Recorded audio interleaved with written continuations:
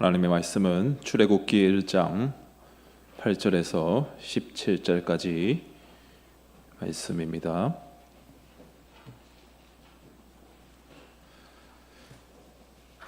구약성경 82페이지입니다. 출애굽기 1장 8절로 17절까지 말씀 한 절씩 교독하겠습니다. 요셉을 알지 못하는 새 왕이 일어나 애굽을 다스리더니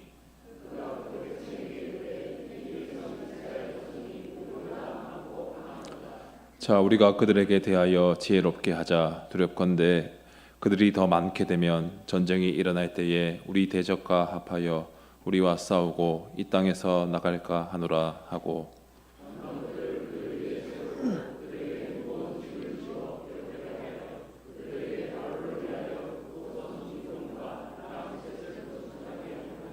그러나 학대를 받을수록 더욱 번성하여 퍼져나가니 애굽 사람이 이스라엘 자손으로 말미암아 근심하여 어려운 노동으로 그들의 생활을 괴롭게 하니 곧 흙 이기기와 벽돌 굽기와 농사의 여러 가지 일이라. 그 시키는 일이 모두 엄하였더라.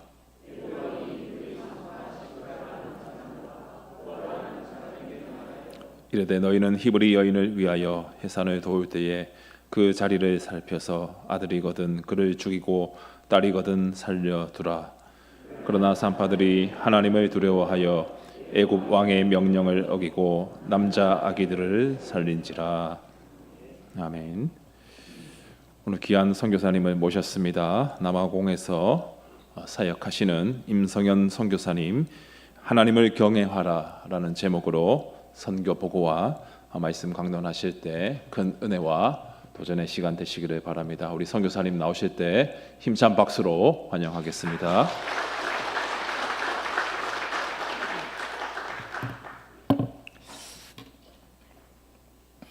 오늘 본문 말씀인 출애굽 당시 고대 금동의 가장 강력한 나라는 애굽이었습니다.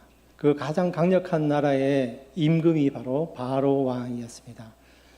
당대에 이 애굽과 이 바로 왕이 처한 현실은 어떻게 보면 절대 권력자, 당시 바로는 신과 같은 그런 존재였습니다. 애굽은 막강한 군사력과 나일강의 풍부한 경제력을 동반하여서 주변 모든 나라들에 대한 막강한 정치력을 행사하는 그야말로 무적인 그러한 나라였고 그 나라의 왕이 바로였습니다. 오늘 말씀은 바로 그러한 시대에 일어났던 이야기입니다. 출애굽기 1장은 이렇게 시작을 합니다. 제가 1절부터 7절까지 한번 읽어보도록 하겠습니다. 야곱과 함께 각각 자기 가족을 데리고 애굽에 이른 이스라엘 아들들의 이름은 이러하니라. 르우벤과 시므온과 레위와 유다와 이사갈과 스불론과 베냐민과 단과 납달리와 갓과 아셀이요. 야곱의 허리에서 나온 사람이 모두 70이요. 요셉은 애굽에 있었더라. 요셉과 그의 모든 형제와 그 시대의 사람은 다 죽었고, 요셉과 그 시대의 사람들은 다 죽었다. 세월이 많이 흘렀음을 이야기하고 있습니다. 그리고 요셉이 살았을 당시 애굽에서 이스라엘 백성들이 차지하였던 그 사회적 지위, 그런 것들이 다 사라져버렸다라는 말씀을 6절에서 하고 있고요. 7절에 이렇게 기록하고 있습니다. 이스라엘 자손은 생육하고 불어나 번성하고 매우 강하여 온 땅에 가득하게 되었더라. 7절 말씀을 좀 자세히 살펴볼 필요가 있는데요. 여러분 어디서 조금 들어본 것 같지 않습니까? 창세기 1장 28절에 하나님께서 아담과 하와 사람을 지으시고 이렇게 말씀하십니다. 하나님이 그들에게 복을 주시며 하나님이 그들에게 이르시되 생육하고 번성하여 땅에 충만하라. 땅을 정복하라. 바다의 물고기와 하늘의 새와 땅에 움직이는 모든 생물을 다스리라 하시니라. 하나님께서 사람을 만드시고 사람에게 하나님께서 명령하셨어요. 너희가 생육하고 번성하여 땅에 충만하고 이 모든 생물들을 다스리는 자가 되라라고 명령을 하셨습니다. 근데 그 명령이 오늘 1장 7절에 보면은 이렇게 기록합니다. 이스라엘 자손은 생육하고 불어나 번성하고 매우 강하여 온 땅에 가득하게 어떻게 해요? 되었더라. 무엇입니까? 창세기 1장 28절에 말씀하셨던 창조 언약이 출애굽기 1장 7절에 와서 생육하고 불어나 번성하고 가득하게 되었더라. 완성되었다. 성취되었다라는 성취의 약속의 말씀이 오늘 출애굽기 1장 7절에서 기록되어지고 있어요. 여러분, 창조 언약이 성취되는 게 나와 무슨 상관이 있는가?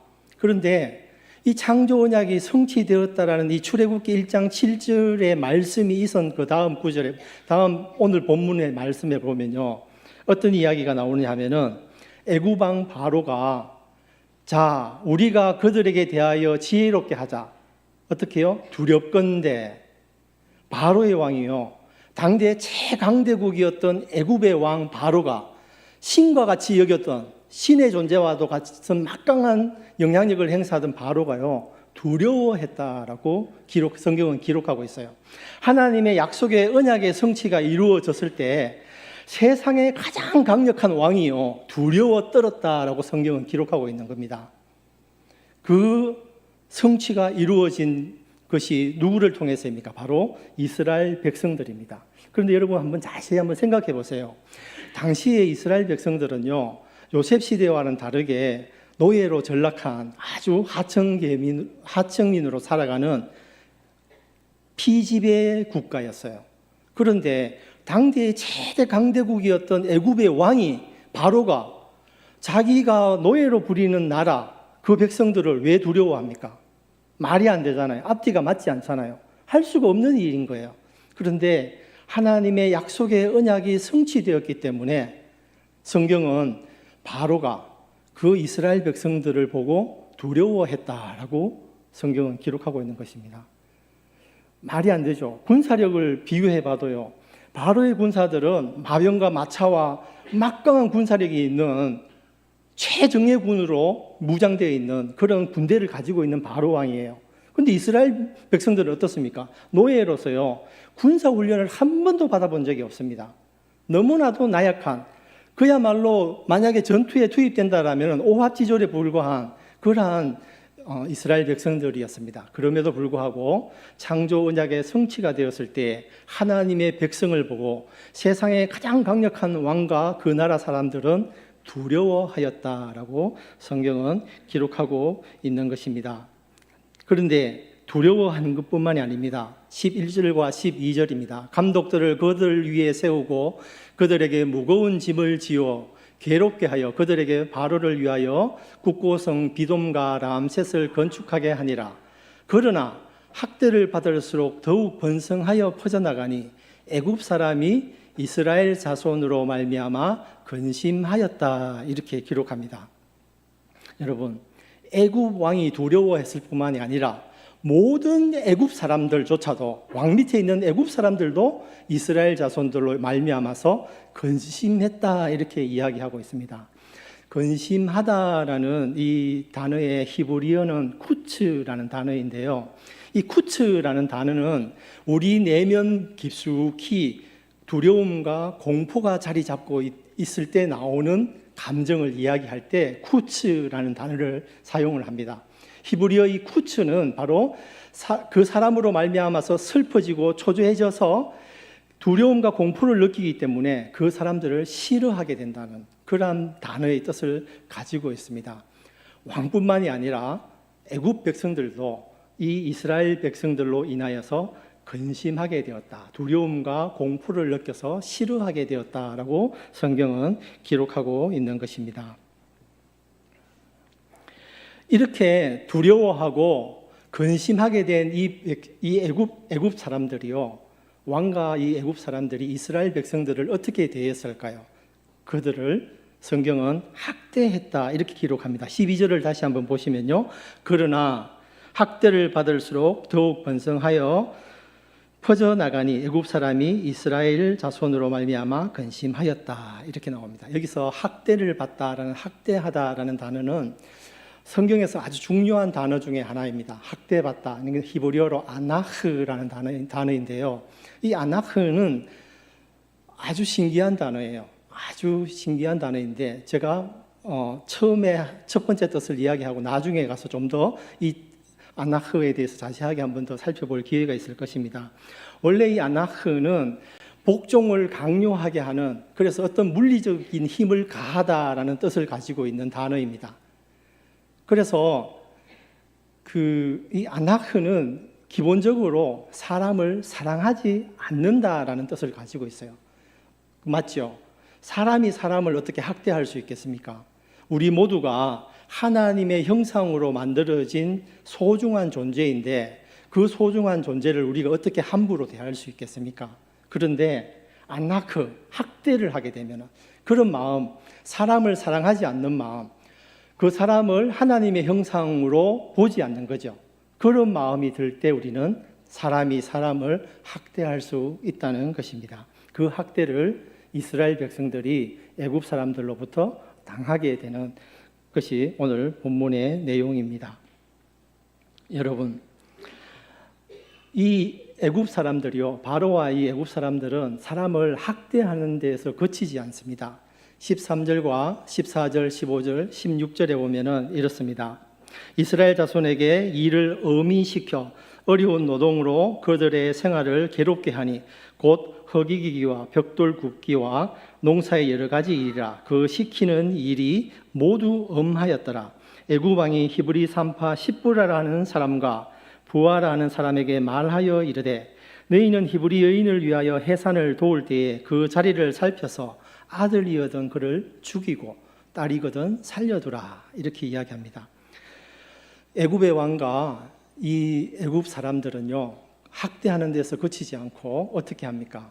십부라와 부하라는 산파를 통해서 아기가 태어났을 때 아들이면은 죽이라라고 명령을 내립니다. 무엇입니까? 사람을 사랑하지 않을 뿐만 아니라 이제는 생명을 경시하고 존중하지 않는 죽이는 행위까지 하게 된다는 것입니다. 여러분, 세상의 힘의 논리는 이렇습니다. 자기가 두려워지면은, 두려워하는 마음이 생겨서 근심하게 되면은 다른 사람을 학대하게 되고요, 나아가서 죽이게 된다는 것입니다.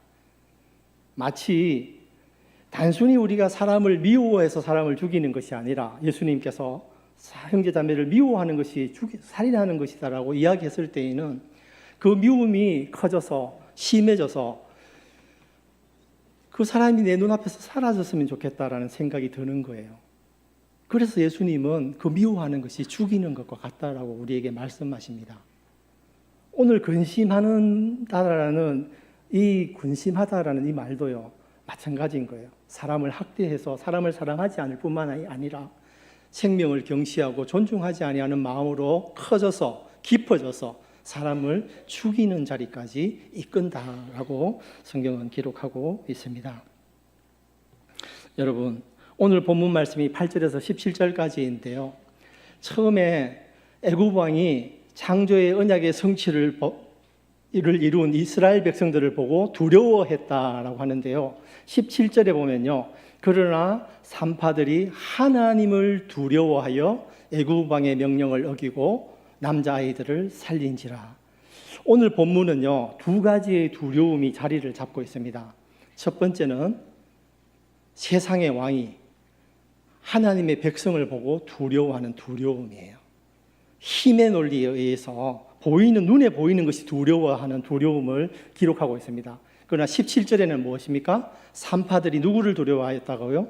하나님을 두려워하였다라고 기록하고 있습니다. 세상에는 이 두 가지 두려움이 존재한다라고 오늘 본문은 구조상으로 두려워하다라는 두 가지 두려움을 우리에게 보여주면서 가르쳐 줍니다. 세상에는 두 가지의 두려움이 있다. 너희는 어떤 두려움을 맞이하면서 살아갈 것이냐라고 우리에게 묻고 있습니다. 두 번째 두려움은 어떤 두려움일까요? 17절에 자세히 나와 있는데요. 그러나 산파들이 하나님을 두려워하여 애굽 왕의 명령을 어기고 남자 아기들을 살린지라. 보십시오. 첫 번째 두려움은 어땠습니까? 애굽 왕과 애굽 사람이 두려워하여서 학대하고 어떻게 했습니까? 사람의 생명을 죽였잖아요. 그런데 두 번째 두려움은 어떻습니까? 하나님을 두려워한 두 산파의 반응은 아이를 살렸다라고 성경은 기록하고 있습니다. 두 가지의 두려움이 있는데 한 가지의 두려움은 사람을 죽이는 두려움이고 한 가지의 두려움은 사람을 살리는 두려움이다. 그렇다면 여러분 어떤 두려움을 가지고 살아야 됩니까? 두 번째겠죠. 하나님을 두려워하는 두려움. 생명을 지키고 중요시하고 창조 질서를 지키고 회복하는 일을 우리 성도들은 마땅히 살아가야 할 것을 성경은 오늘 우리에게 말해주고 있는 것입니다. 20절과 오늘 읽지 않았지만 21절, 22절을 보면은 이렇게 기록합니다. 하나님이 그 산파들에게 은혜를 베푸시니 그 백성은 번성하고 매우 강해지니라. 그 산파들은 하나님을 무엇하였다고요? 경외하였으므로 하나님이 그들의 집안을 흥왕하게 하신지라. 공교롭게도요 17절에 두려워하였다라는 단어와 하나님을 경외하다라는 단어는 같은 단어입니다.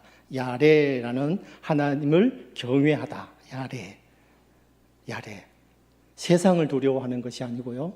보이는 힘, 눈에 보이는 힘, 내 눈앞에 있는 어려운 점, 그것을 두려워하는 것이 아니라 보이지 않는 힘, 하나님이 다스리시는, 하나님이 섭리하시는 그 힘을 믿고 의지하는 두려움, 그것이 야레, 하나님을 경외하는 두려움인 것입니다. 여러분, 경외하다는 뜻은 여러 가지 있습니다. 우리가 예배 시작 전에 하나님께 찬양으로 거룩하게 하나님께 예배를 올려드리는 것, 그것도 하나님을 경외해서 드리는 겁니다. 그러나 성경에서 강조하고 있는 경외하다라는 뜻은 신명기 10장 18절에서 20절에 나타나 있는 고아와 과부를 위하여 정의를 행하시며 나그네를 사랑하여 그에게 떡과 옷을 주시나니 너희는 나그네를 사랑하라. 전에 너희도 애굽 땅에서 나그네 되었음이니라. 내 하나님 여호와를 경외하여 그를 섬기며 그에게 의지하고 그의 이름으로 맹세하라. 신명기 10장에 나오는 말씀인데요. 성경은요 반복적으로 우리에게 강조하는 것은 하나님을 경외하는 것은 단순히 외적인 그런 경외함, 두려움 이런 것을 가지는 그것만 경외하는 것이 아니라 우리의 소외되고 힘없는 이웃과 나그네들에게 친절을 베푸는 것, 그렇게 살아가는 삶이 바로 하나님을 경외하는 삶이다라고 우리에게 강조하고 있습니다. 여러분, 사실 한번 생각해 보십시오. 히브리인들 중에서도요, 노예였던 히브리인들 중에서도 가장 연약하고 소외된 계층이 산파들이었어요. 당시 히브리 사람들은 피를 보는 것, 만지는 것을 아주 싫어하고 천시했습니다. 노예 중에서도 천민이었던 사람들이 산파들이에요. 그 산파들에 의해서 아이들이 살려졌다라고 성경은 기록하고 있습니다. 더 가난하고 소외된 사람들이 오히려 더 소외되고 가난한 사람, 자기보다 더 어려운 처지에 처해진 사람들을 돕는 것, 돕고 살아가는 것, 그것이 오늘 본문이 우리에게 보여주고 있는 것입니다. 그런데 여러분, 제가 오늘 본문 말씀 중에서 두 가지 두려움이 있다 그랬는데 오늘 본문 출애굽기 1장은 또 한 가지의 대조를 보여주면서 우리에게 결단을 촉구합니다. 그것이 무엇이냐면은 출애굽기 1장 5절은 이렇게 기록되어 있습니다. 야곱의 허리에서 나온 사람이 모두 70이요. 이 허리에서 나왔다. 허리는요, 허벅지, 허리, 이것은 힘의 원천을 상징해요. 그래서 옛날에 일제시대 순사들은 허리에 칼을 찼죠. 자기들의 힘을 과시하는 거죠. 칼보다는 총이 더 위험하잖아요. 힘이 있잖아요. 그럼에도 불구하고 칼을 허리에 찹니다. 그것은 우리의 힘을 과시하는 거예요. 과시용이죠, 과시용. 그래서 그런 이 허리가요, 야레크예요. 히브리어로. 야레크. 근데 아까 경외하다가 뭐라 그랬습니까? 히브리어로? 야레. 야레크와 야레는요, 어원상으로 그 언어학상 아무런 상관이 없는 단어입니다. 그런데 이 허리에서 나온 야레크, 그 다음에 크를 빼면 야레가 되는 이 거룩, 경외하다라는 이 두 가지를요, 교묘하게 대조시키면서 우리에게 묻습니다. 너희는 이 허리, 힘의 원천인 허리를 의지하면서 살아갈 것이냐? 아니면 야레크, 아니면 야레, 하나님을 경외하면서 살 것인가? 어느 쪽을 선택할 것이냐. 너희가 오늘 선택해라. 결단해라. 하나님을 경외하는 것은 야레크를 의지하는 것이 아니라 야레, 하나님을 경외하고 두려워하는, 소외되고 가난하고 어려운 사람, 내 이웃을 돌보며 살아가는 삶, 하나님을 경외하는 삶을 너희는 살아가야 하지 않겠느냐. 이렇게 출애굽기 1장은 우리에게 묻고 있는 것입니다. 실제로 그 당대의 가장 강력한 나라의 왕이었던 바로는 눈에 보이는 세상의 힘을 쫓아서 그것을 두려워한 흐리, 야레크를 의지하는 사람이었습니다. 그러나 노예 중에 가장 천민으로 천대받던 두 산파는 눈에 보이지 아니하는 하나님의 힘을 의지하고 그것을 두려워하는, 그래서 그들은, 여러분, 어떻게 그 산파들이 바로 왕의 명령을 거역할 수 있겠습니까? 가능한 일입니까? 만약에 거역하게 되면 어떻게 되겠습니까? 잡혀가거나 죽게 되지 않겠습니까? 이 두 산파는요, 그냥 하나님을 경외한 게 아니에요. 자기의 목숨을 걸고, 그 두려움이에요. 세상 왕이 나를 잡아서 죽일지도 모르지만 죽을지언정 내가 이 아이들을 살려야겠다라고 그들은 결단하고 행동했다는 사실입니다. 그 두 산파는요, 야레, 그 하나님을 의지하고 그 하나님을 두려워하며 경외하는 삶을 살았던 것입니다. 그 결과가 어떻습니까? 20절, 하나님이 그 산파들에게 은혜를 베푸시나. 그래서 그 백성은 번성하고 매우 강해지니라. 그 산파들은 하나님을 경외하였으므로 하나님이 그들의 집안을 흥왕하게 하셨다. 성경은 이렇게 기록하고 있습니다. 여러분, 여기서 한 가지 조금 이상한 게 있지 않나요? 이스라엘 백성들이 분명히 애굽의 통치하에서 무엇을 당했습니까? 학대를 당했잖아요. 학대를 당하면 어떻게 됩니까? 줄어들어야죠. 맞지 않나요? 그런데 성경은 뭐라고 기록하고 있습니까? 그 백성은 번성하고 매우 강해지니라. 학대를 받았는데 그 백성이 더 번성하고 더 강해졌다라고 성경은 기록하고 있습니다. 물론 하나님을 경외한 그 산파들도 하나님께서 은혜를 주셔서 그 집안을 흥왕하게 하셨어요. 그것과 더불어서 그 백성이 학대를 받았는데 더 번성하고 강해졌다. 이렇게 성경은 기록합니다. 여러분, 여기에 비밀이 하나 있습니다. 학대받다라는 아나크라는 단어 앞에서 이야기했죠. 이 아나크가 고통당하는 괴로운 삶을 사는 거예요. 힘든 삶을 사는 겁니다. 그런데 이 단어가요, 고통받다라는 뜻만이 아니고 겸손하다라는 뜻도 있습니다. 똑같은 단어인데요, 이 아나크는 어떨 때는 고통받다, 학대받다 이렇게 번역이 되는데 어떤 데에는 겸손하여시다 이렇게 번역이 돼요. 이상하지 않나요? 그럼 여러분, 제 설명을 듣다 보면 누가 생각나지 않습니까? 고통받았지만 겸손해지신 분, 바로 예수 그리스도가 그분 아니십니까? 아나크라는 단어는 바로 예수님을 떠올리게 하는 중요한 단어입니다. 고통당했지만, 억압당했지만 오히려 사람들을 섬기고 사랑하는, 그래서 이 아나크는요, 학대를 당해서 고통을 당해서 내가 낮은 자리까지 가는 거예요. 낮은 자리까지 가서 결국 깨닫는 게 뭡니까? 나 같은 하찮은 존재를 하나님께서 사랑하셨구나, 구원하셨구나. 그거를 깨닫는 거예요. 그 깨닫는 삶의 자세가 뭡니까? 겸손한 삶이죠. 그것을 겸손하다 이야기합니다. 그래서 아나크는요, 고통받다, 학대받다라는 뜻도 있지만 겸손하다, 낮은 자리에 처하다라는 뜻도 가지고 있습니다. 여러분, 23절을 앞에 거를 좀 보시면요, 23절에는 또 22절에는 또 이렇게 기록하고 있습니다. 그러므로 바로가 그의 모든 백성에게 명령하여 이르되 아들이 태어나거든 너희는 그를 나일강에 던지고 딸이거든 살려두라. 여러분, 바로 왕은 어떻게 합니까? 이전에는 두 산파에게만 아들이 태어나면 죽이라 그랬잖아요. 그런데 지금은요, 모든 백성에게 다 명령을 합니다. 하나님의 언약의 성취가 일어나서요, 학대받고 그럼에도 불구하고 하나님을 경외하는 백성들을 바라보는 세상 왕은요, 변하지 않습니다. 바뀌지 않아요. 여러분, 우리가 살아가는 세상을 물론 만만하게 살아가시는 분은 없을 거라고 생각합니다. 그러나 성경은 분명히 우리에게 이야기합니다. 세상의 힘의 논리로 살아가는 사람들은요, 우리들 생각처럼 바뀌지가 않습니다. 오늘 바로가 그것을 보여주고 있습니다. 모든 백성에게 명령하여 아들이 태어나거든 너희는 그를 나일강에 던져 죽여라.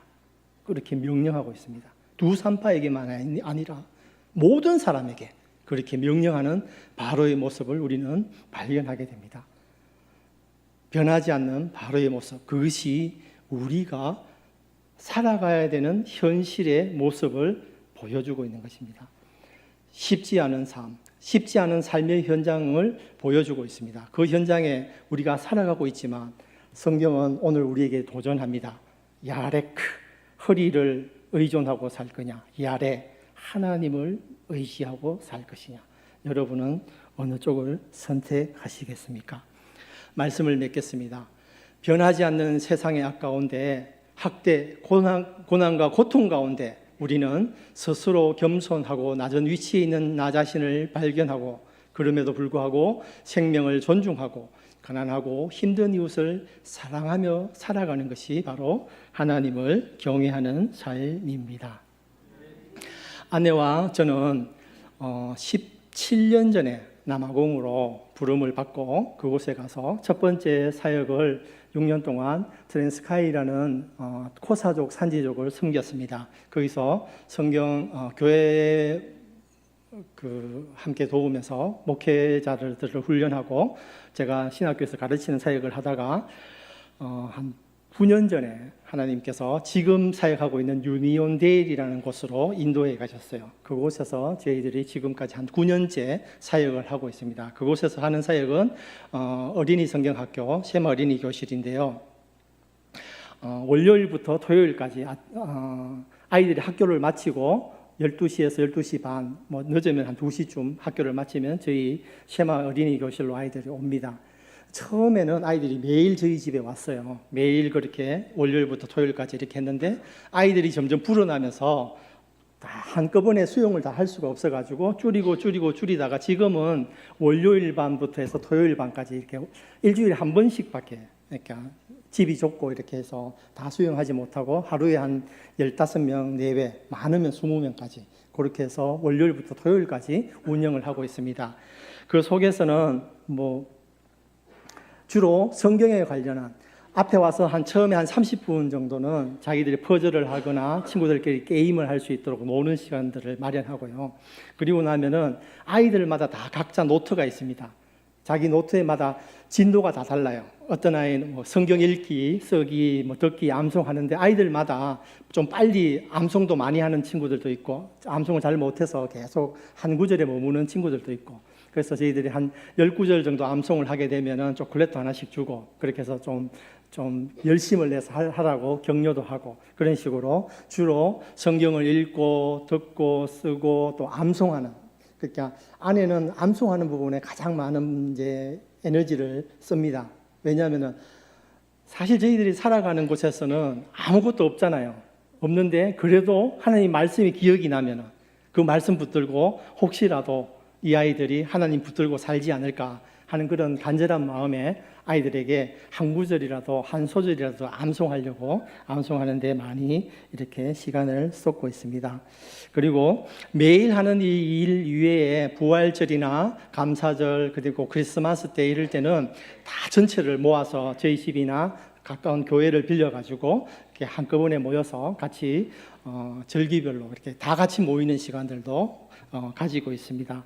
뿐만이 아니라 어머니날, 아버지날 이럴 때는 또 이제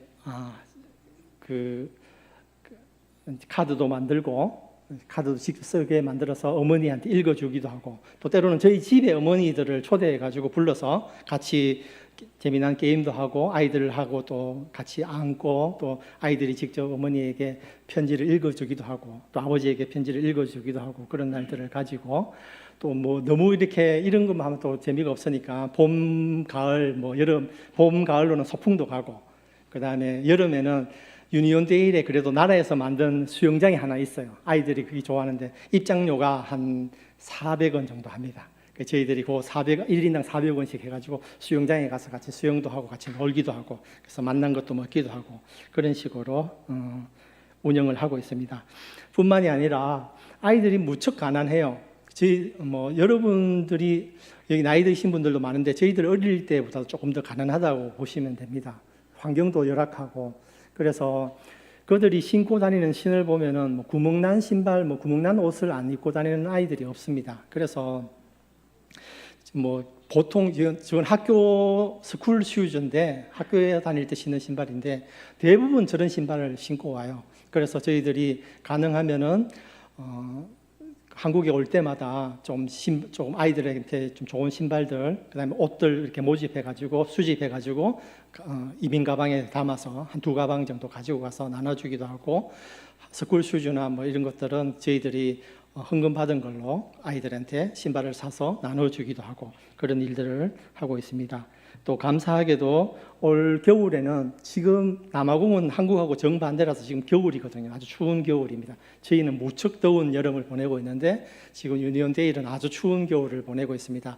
오기 전에 한 후원교회의 도움을 받아가지고 제가 이제 기도 편지에 그렇게 적었거든요. 너무 추워서 추운 겨울을 아이들 잘 보냈으면 좋겠다 하는데 좀 마음에 짠하셨는 모양이에요. 그래서 헌금을 조금 하셔가지고 아내랑 저랑 좀 기도를 했습니다. 도대체 난방 시설도 없는 이 아이들에게 좀 이 겨울을 따뜻하게 보낼 수 있는 방법이 없을까 이렇게 고민하다가 조금 좋은 따뜻한 담요를 사주면 그래도 그나마 전기도 잘 공급이 안 되고 하니까 이제 담요가 있으면 좋겠다 해서 어떤 담요를 사줄까 좀 고민을 했어요. 그래서 고민을 하다가 아내한테 제가 우리가 덮고 자는 이불보다는 조금 좋은 걸로 해주자. 그래서 저희가 쓰는 이불보다 조금 좋은 이불로 저희들이 한 20가정 정도 사가지고 이렇게 나눠주고 왔어요. 아니나 다를까 나눠주고 그 다음 날이 되니까 아이들이 와서 어머니들이 이야기하는 거예요. 자기가 지금껏 살면서 덮어본 이불 중에 제일 좋은 이불이었다고, 너무 보드랍고 따뜻하고 좋았다고, 고맙다고, 감사하다고, 그런 이야기를 듣고 나왔습니다. 여러분이 보내주시는 선교 헌금, 기도가 이렇게 유니온 데일의 세마 어린이 교실에서 사용되어지고 있습니다. 그래서 이 자리를 빌어서 함께 후원해 주시고 기도해 주신 아멘교회 모든 성도님들, 목사님, 장로님들 감사의 말씀을 전합니다. 감사합니다. 기도하겠습니다. 하나님 아버지 감사합니다. 세상은 날로 악해지고 강대해지고 또 강대해진 그들도 세상의 힘 앞에서 두려워하고 떠는 그러한 세상이 점점 심화되어지고 가는 세상을 우리가 살고 있습니다. 그럼에도 불구하고 저희들을 하나님의 귀한 자녀로 백성으로 불러주시고 하나님 은혜 아래에서 살게 하여 주신 은혜를 진심으로 감사를 드립니다. 세상의 힘 앞에서 벌벌 떠는 것이 아니라 하나님의 힘 앞에서 두려워하며 경외하며 나보다 연약하고 나의 필요가 필요한 사람들에게 필요를 나누어 주며 더불어 함께 하나님의 사랑을 나누며 살아가는 저희들 될 수 있도록 인도하여 주시옵소서. 감사드리며 예수님의 이름으로 기도드립니다. 아멘.